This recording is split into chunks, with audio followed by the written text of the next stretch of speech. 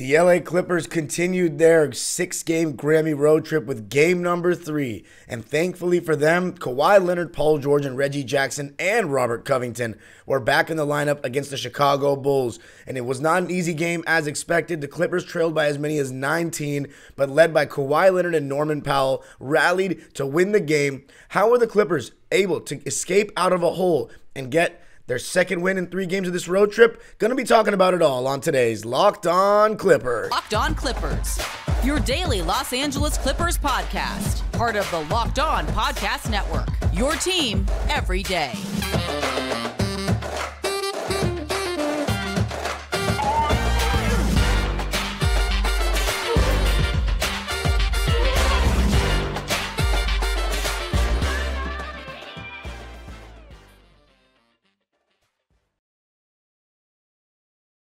Yes, sir. You are locking in with the Clips. Thank you for making Locked On Clippers the first listen of your day, your team every day. I'm your host, Darian Vaziri, in my 18th season as a Clipper fan. You can also follow me on Twitter and Instagram at DimeDropperPod. And, of course, subscribe to my own YouTube channel, Dime Dropper, for more LA sports, Clipper, and NBA history content. Went live after the game last night, directly after. And remember, Locked On Clippers is free and available on all podcasting platforms, including YouTube, where we ask today's pinned question, and that is, where does Kawhi Leonard rank for you right now in the league in terms of players? Because the way he is playing is quite simply incredible right now. Another 30-plus point game. He has scored 24-plus points in 11 consecutive games, which is the longest such streak of his entire career. To get a streak like that while he's coming off an ACL injury and the media attention around him has been quiet as a mouse is something special. And then today's episode is brought to you by FanDuel. FanDuel is the official new sports betting partner of Locked On. And if you're new to FanDuel, that's even better. Going to be talking about FanDuel more as the episode continues, but also as the episode continues, going to be talking about this Clipper win. And to me, it starts with Kawhi Leonard, of course, being the best player on the court, but the defensive activity that turned up in the second half, as well as Norman Powell bringing the Clippers back in the game when they were down 19. And then also I'm going to be talking about the closing lineup. A lot of controversy around that. It was making me a little nervous in the game. And then finish it off with reading the stat lines and talking about some of the role players. But let's get right into it. This was a game against the Bulls. We haven't seen Chicago yet this season. And as I mentioned in the last episode, they're a team going through a little bit of uncertainty. They don't really know what their future is. They don't know who they're going to trade at the deadline, what moves they need to make. They're a team that lacks depth. Alex Caruso was by far and away their best bench player. Andre Drummond, Kobe White, Goran Dragic, Derrick Jones Jr., none of those really moved the needle for me. Goran Dragic has had a really great career, but he's old and he only played 6 minutes in the game, and I didn't even notice him. Andre Drummond, also on the older side, has bounced around a lot of teams recently, only played 4 minutes, and funny enough, actually had a decent impact in those 4 minutes, was affecting the glass. Kobe White played 18 minutes. He was okay, hit 2 threes out of 4 attempts, but really it was the only person the Clippers had to worry about was Alex Caruso. And all in all, I think the bench disparity made a huge difference in this game. The Bulls only got 20 points off their bench. The Clippers got 27 from Norman Powell alone. Overall, 40 points off the bench for the Clippers. But they started out poorly, It was a 32-20 first quarter win for the Chicago Bulls. And I don't think it was anything crazy to report. I think the Clippers were just missing shots. I think there was a, falling too in love with the 3-ball thing for the Clippers in this game. And that's something that we've talked about for a couple of years. When the Clippers offense gets stagnant, when they go cold, a lot of times it's because they're fiending the 3-ball. And in this game, 12 for 44 from 3. Yes, 44 3-point attempts when they were only shooting 27%. So in my opinion, the Clippers, especially in that first half, were way too in love with that 3-ball. When shots are not going, and we have 2 of the best mid-range players in the game today, I don't see why we need to keep going for threes. You got to pass up some open threes sometimes because that guy is the best in the business. And you know what's funny? Speaking of guy that's the best in the business in the mid-range, DeMar DeRozan. And the Clippers did exactly what I said they were going to do in the last episode. They put Terrence Mann on Zach LaVine because he's quicker and he's younger. and then Paul George on DeRozan, and then they were going to switch 1 through 4, play Zoo and drop coverage. You already know how it is. The Bulls started with Patrick Williams on Kawhi and Ayo Dosunmu on Paul George. And I talked about Paul George having a big size advantage against Ayo. He's listed at 6'4", but he's got such long arms. He looks like he's 6'7" watching the game on TV. Pretty amazing. And I got to give Patrick Williams and Ayo credit. They did a really solid job on Kawhi Leonard and Paul George, who both shot under 50% in the game. However, we don't know what their percentage was against those specific defenders as their primary guys. From the eye test, they were doing a good job. And the Bulls were just hitting everything to start the game, every three. And Brian Seaman in commentary said that the Bulls only make an average of 10 three-pointers a night. And they hit 8 of them by the second quarter. They were 8 for 15 from 3 at halftime. They were up 46-27 in the second quarter because the Clippers just couldn't hit shots. They were hitting shots, and it wasn't even DeRozan and Levine. I thought the Clipper, Terrence Mann, Paul George, Kawhi, all the guys that took a crack at those two did a really good job defending them in the game. It was Nikola Vucevic who was knocking down the 3-ball in the pick and pop, and we obviously talked about with Zoo guarding and drop coverage, you're giving up pick and pop attempts all day long. You have to have somebody rotating if you want to take away that initial look. And the Clippers were living with it, and Nikola Vucevic was making the Clippers pay.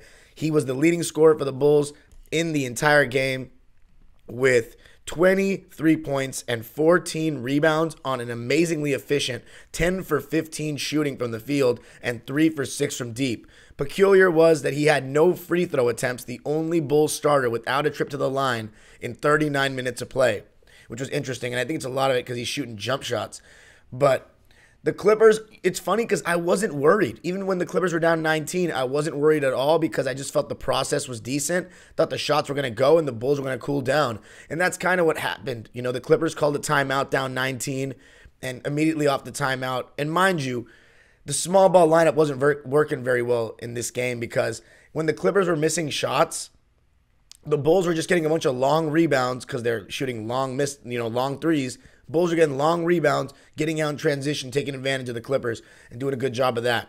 But a guy that I think was such a key factor to the game, and he has been such a key factor of late for us, Norman Powell. Immediately following the timeout, Ty Lue drew that little curl play for him. And you know what's funny? Ty Lue was standing right in front of Brian and Mike Fratello in this game. So the mics were picking up everything he was saying, and he was calling a lot of plays, like hands-on in this game, like a college game almost. Like he was really calling out all the sets. And he had some great play calls because we were scoring off of them. And you could see that a lot more in the second half when he was on the side that the Clippers were shooting on. But coming off the timeout, when the Clippers were down 19, they ran that same curl play for Norman Powell coming off the Zoo screen. And Norm found Zoo for a dunk. And after that, he just exploded. Hitting threes, getting to the rim. And Norman Powell gets a better whistle than Paul George, LeBron James right now, Steph Curry. He gets a better whistle than stars in this league, and it's amazing. You got to give him credit. It's absolutely a skill, but man, oh man, it's kind of weird how he gets such a great whistle. 27 points for Norm, 4 rebounds, 4 assists, 2 steals, 0 turnovers, 7 for 11 from the field, and mind you, he did not shoot much in the fourth quarter, 3 for 7 from deep, and 10 for 10 from the line. So Norman Powell doing more than what he's even asked to do, just doing a little bit of everything. Only shot 1 time in the fourth quarter. He just continues to be amazing. He gets to the line, so efficient putting the ball in the basket. And you know who else is efficient putting the ball in the basket? Kawhi Leonard. The Clippers did tie the game at that second quarter, 50-50. We're down by 4 heading into the break. And I thought in the third quarter, the defense really tightened up. Kawhi Leonard, Terrence Mann, they got a bunch of steals, a bunch of blocks, got out in transition a little bit. And the Clippers outscored the Bulls 31-26 in the third quarter. Kawhi Leonard was starting to feel himself, got into his mid-range pull-up, scored on a fast break from Paul George, was just starting to get more comfortable. And Terrence Mann gave the Clippers the lead with 5 straight points, a 3 to tie the game at 61, and he hadn't made the first 2 threes he shot. He made that one and then got to the foul line for his only 2 free throw attempts. That put the Clippers up 63-61. And I want to say DeMar DeRozan and Zach LaVine were extremely careless with the ball, especially DeMar DeRozan. He got the ball stripped from him multiple times by Kawhi Leonard and Paul George, and I'm not going to lie, it is fun to see our star take the ball from their star, especially with the whole Kawhi, DeMar DeRozan history having been traded for one another. But the Clippers entered the fourth quarter on a good note, And the funny part is the Bulls actually went up by 7 again in the third because Zach LaVine, who I think can be extremely passive for Chicago at times. This is not the Zach LaVine from 2021. And I watched a lot of Bulls games last year. He's had a lot of injuries, but ever since DeRozan came around, it feels like Zach LaVine defers so much. Like, oh, you're the Batman, I'm the Robin. And I think that's totally ridiculous because Zach LaVine is a 3-level scorer, better shooter from all over the court than DeRozan. He's more athletic. He's younger. We still haven't seen him peak yet, whereas DeRozan we have seen peak. So LaVine was starting to get off in that third quarter, hit an and one, hit a 3, but the Clippers responded well, and Norman Powell had 5 straight points at the end of the third quarter with a pull-up 3 and then an interception. Good defense by him and Nico. He finished for 5 straight points, and funny enough, the Clippers created another steal right after that. But the fourth quarter, I was just thinking to myself, Kawhi and Paul got to answer the bell and close this game, and it was shaky. The Clippers were only up 101-100 with a couple of minutes left, and Reggie Jackson and Norman Powell were closing the game. Going to talk about that more coming up. But Kawhi Leonard hitting a 3 over Nikola Vucevic with, I want to say, around 4 minutes left or 3.5 minutes left to put the Clippers up 104-100 gave me a little more comfort. He also had a beautiful cut on the baseline and was found by Paul George for a dunk in that fourth quarter. But Zach LaVine was sent to the line with a minute left, and the Bulls down by 2. And he missed 2 out of 3 free throws, which was shocking. You know, Norman Powell hit 2 big free throws to put the Clips up 3. I believe it was 106-103 late in the game. And Reggie Jackson also pulled the chair on DeMar DeRozan on the last possession before the free throws for Norman Powell with around 30 seconds left. It was big time. And I was nervous about Reggie Jackson being at the end of the game for sure.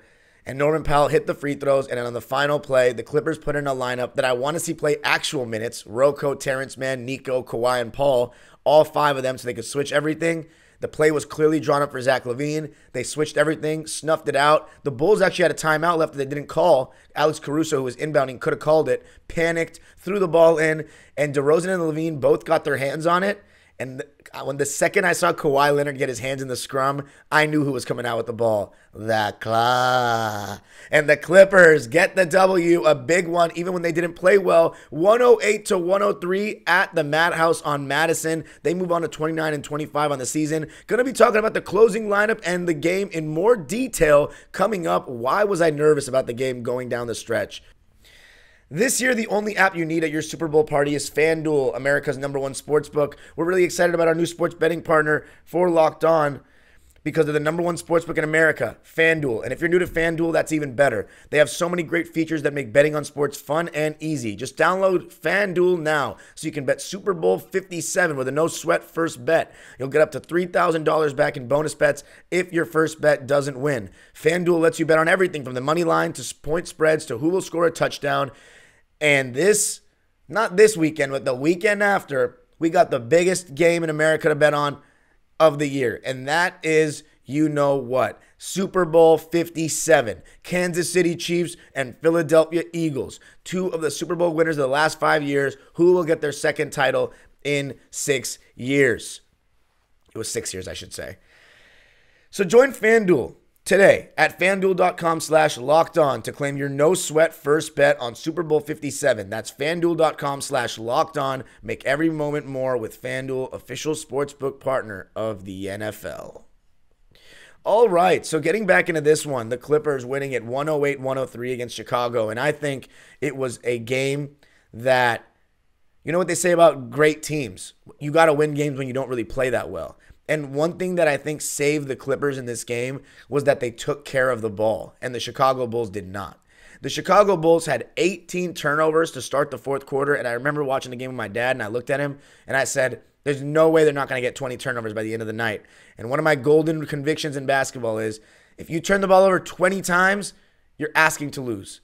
And the Chicago Bulls gave the game to us in a lot of ways. 14 turnovers between DeRozan and LaVine alone. Unacceptable. Whereas the Clippers, we only had 8 turnovers. And that's been a huge issue for us this season, is turning the ball over, especially for a certain number 13 who is still turning the ball over too much. 5 of our 8 turnovers came from Paul George. So I know he's handling the ball more. He is being asked to do a lot. He needs to take care of the ball. Otherwise, the Clippers are going to make big mistakes late in the playoffs, and they will not win the championship. And that poses the question, again, that we talked about in the last episode, do the Clippers need a point guard? The Clipper fans and myself have leaned no, and that's the risk that we're taking with not having a point guard. Is Paul George is going to be loosey-goosey with the ball? That's who he is. He's not going to change at age 31. So the Clippers, though, when I talked about the closing lineup that made me nervous, here's why it made me nervous. Ivica Zubac has a double-double. He's playing a really solid game. When, I've talked about recently how Kawhi Leonard sits out the beginning of the fourth quarter. Paul George will play it. And the last two games that they've played, it's been Kawhi comes in for Paul around the 8-minute mark, and then Paul gets a short breather and then comes in around the 4-minute mark to close the game with Kawhi. But in this game, it was a little different. Both Kawhi and Paul George played 40 minutes, which in my opinion is too much. But okay, it's okay. They rest games, so it is what it is. But 40 minutes each, and when Kawhi came back into the game in the fourth quarter, he came in for Zoo. So the Clippers went small. And mind you, Robert Covington had a 7-minute shift in the first half, and it was part of that small ball lineup in which the Clippers were down 19. Was it Rocco's fault? No, not really. He was 2 for 4 from the field and 1 for 3 from deep. He had 5 points and he was -7, which was the worst of any Clipper bench player. But I don't know if that warranted him sitting out the entire second half, really. And I really hope that that decision was just Kawhi not liking what he was seeing on that particular night and not just, I'm going to go back to sitting Rocco and giving him DNPs. I don't think it will be the case. I really hope not, especially with Marcus Morris Sr. set to come back somewhat soon because he was questionable to play in this one. So we'll see if we see him against Milwaukee on Thursday. But Robert Covington didn't even really play the second half. So it was an 8-man rotation with just Norm, Reggie, and Nico in that second half. And the closing lineup was Nico, Kawhi, Paul, Reggie, and Norman. So Nico's essentially playing the 5. And Vucevic was out there. So that was making me nervous. Why aren't we putting Zubac in the game? Especially when he was having a double-double, 14 points, 12 rebounds, and 3 blocks, and 0 turnovers, shooting 6 for 7 from the field. The only bad thing he did was 2 for 5 from the free throw line. And you could say in the beginning he was giving up shots for Vucevic, but we don't know the scheme that the Clippers are calling out. We don't know if they know Zoo is going to be in drop coverage. We know that. So they're going to give up that 3. Someone needs to rotate and take away the initial 3 for Vucevic. And I don't know if that was in the scheme. Maybe they were giving up those 3s to Vooch. But Zoo was really good, and the fact that the Clippers are ending the game with Norm and Reggie, which I don't think they should do. I don't think Reggie should close games, period, because I think that he proved my point for me. It was Reggie Jackson. He hijacked the offense. And Ty Lue's rationale at the end of the game was, I wanted a traditional ball handler to get the Clippers into our sets because Paul George was getting worn down. Ayo Dosunmu was picking him up full court. I totally understand that logic, totally. But my question is this. If you want the point guard to just get the Clippers in their sets, that makes it sound like you just want them to be the initial ball handler and pass the ball because Kawhi and Paul George are getting plays run for them coming off-ball actions and such. Not that you want Reggie Jackson to run high pick and roll. You want the ball in Kawhi Leonard and Paul George's hands, and that's why you're taking the ball out of Paul George's hands because you want to get him the ball closer to the basket in a position where he can be more effective to score. Can Terrence Mann and Norman Powell not make those simple passes that Reggie Jackson's being asked to do in those moments? Because if he can, I prefer those two ending the game. Because Reggie Jackson shot 2 shots in that stretch where he just shot contested jumpers, hijacked the offense, and he's got 3 better scorers than him out there with Kawhi, Norman Powell, and Paul George. And mind you, the Clippers were up 99-91 in the fourth after a Nico Batum 3, and the Bulls still came back because of those kind of shots. And plus, they're going to attack him on defense. You already know that. And they were.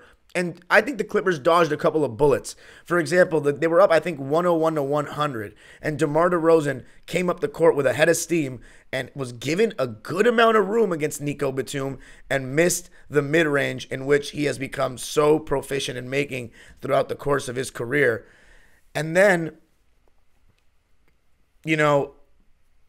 turnovers as well. Missed free throws, turnovers. The Bulls shot themselves in the foot. And I'm sorry, I think it was 102-104 where DeMar DeRozan missed a 20-footer over Nico Batum. It was a really good shot, and the Bulls would have another good shot when it was 103 to 104 after Nico Batum just kept missing open threes. He was 2 for 9 in the game from deep. So I think all of them were pretty good looks. One or two of them were a little bit rushed, but it was a really good look that he missed with around 48 seconds left. And the Bulls came down the court, down by 1. DeRozan's posting up Reggie Jackson, and I'm super nervous. And Reggie gets a little savvy, pulls the chair on DeMar, who loses his balance, threw it up and missed. And now the Bulls had to play the foul game. Actually, they didn't have to play the foul game, but DeRozan committed a bad foul against Paul George with 20 seconds left. That reset the shot clock to 14, and now the Clippers could work until they had 6 seconds left.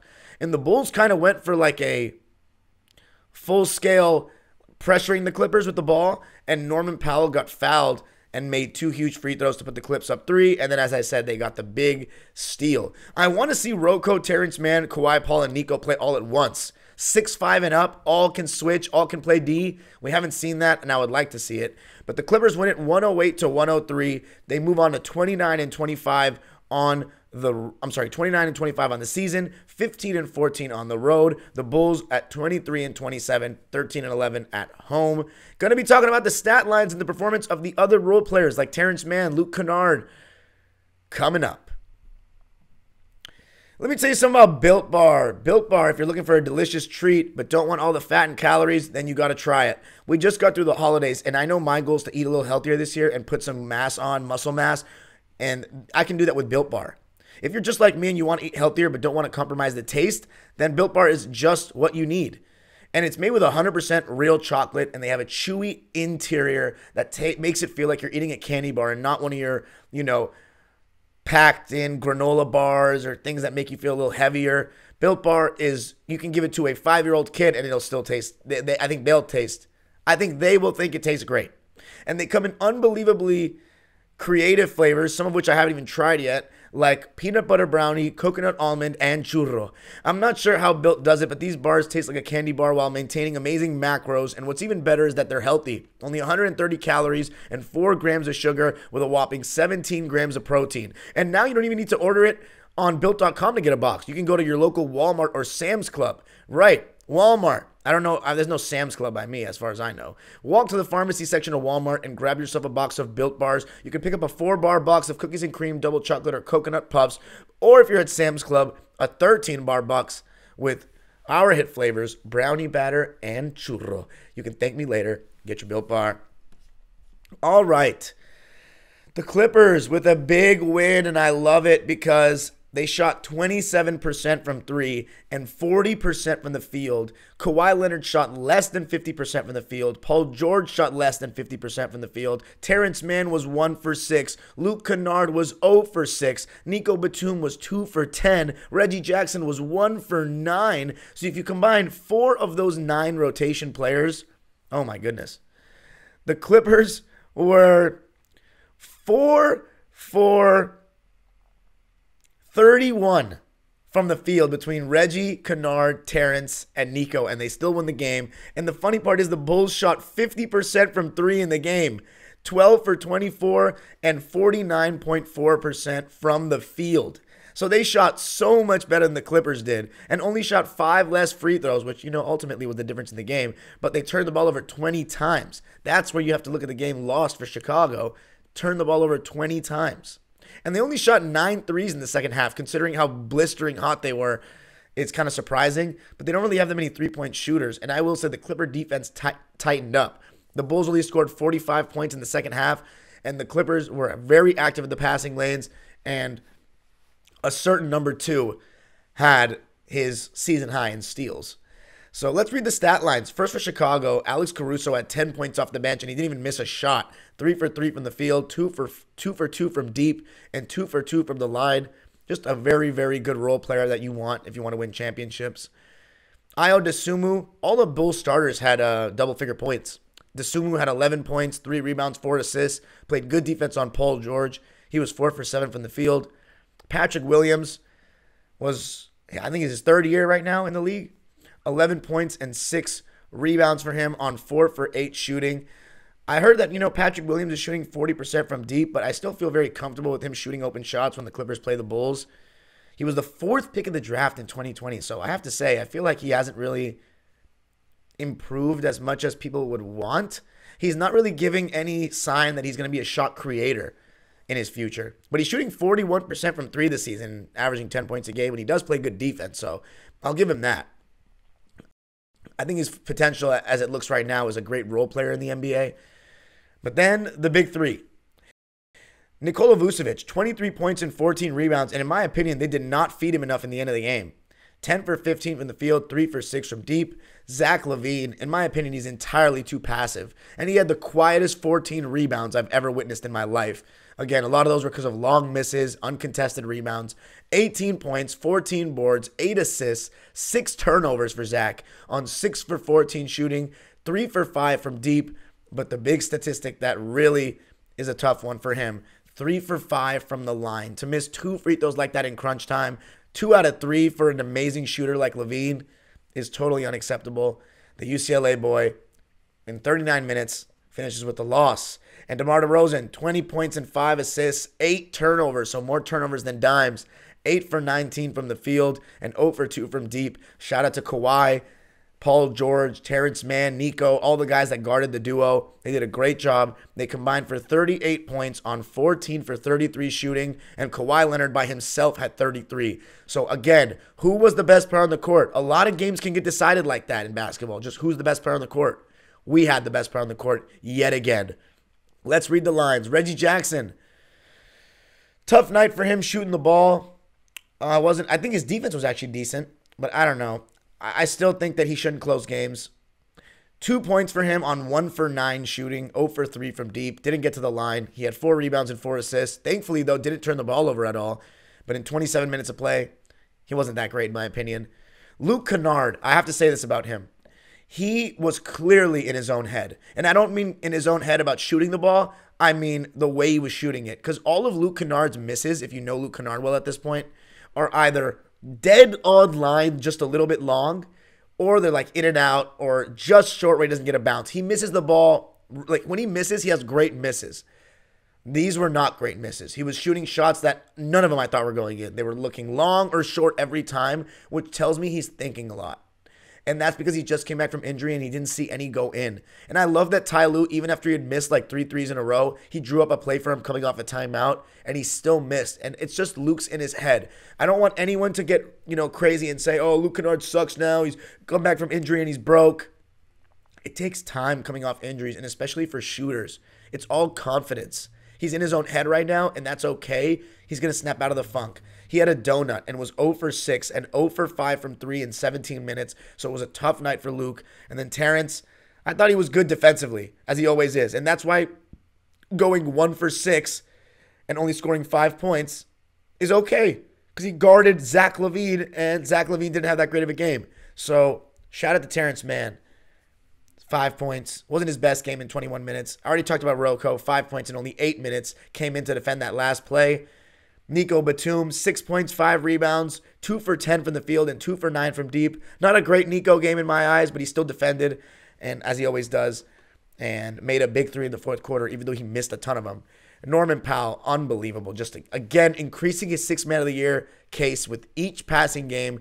How great has this guy been for the Clippers? 27, 4-4, 2 steals, no turnovers, plus 10 off the bench, 7 for 11. You want to see him try to get the ball later in the game. Not so much Reggie Jackson in the fourth quarter, but I digress. 7 for 11 from the field, 3 for 7 from deep, and 10 for 10 from the line.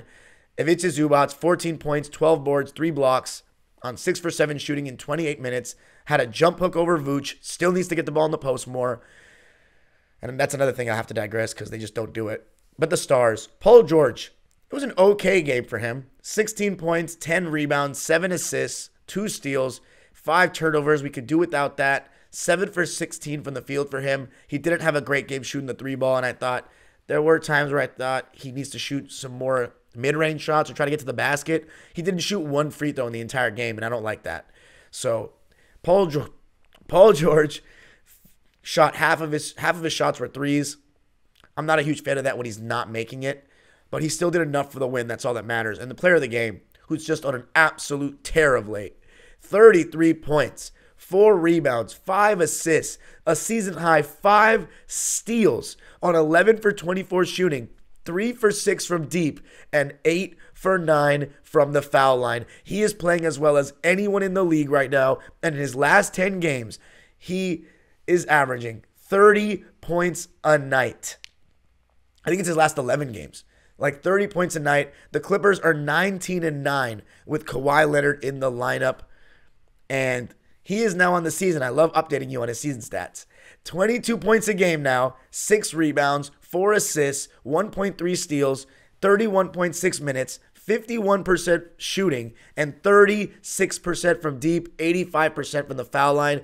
His three-point percentage still continues to go up. It's probably going to end around 38% for the season. He's now 22%. So he's catching Paul George slowly but surely.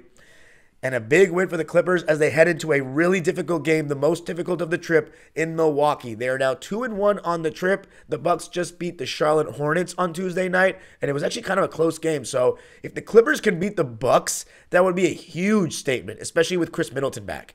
But that's it for me in this one. The Clippers win it. Make sure you comment on today's pinned question. Where does Kawhi Leonard rank right now in top 10 players in the league? Because he's definitely in that top 10.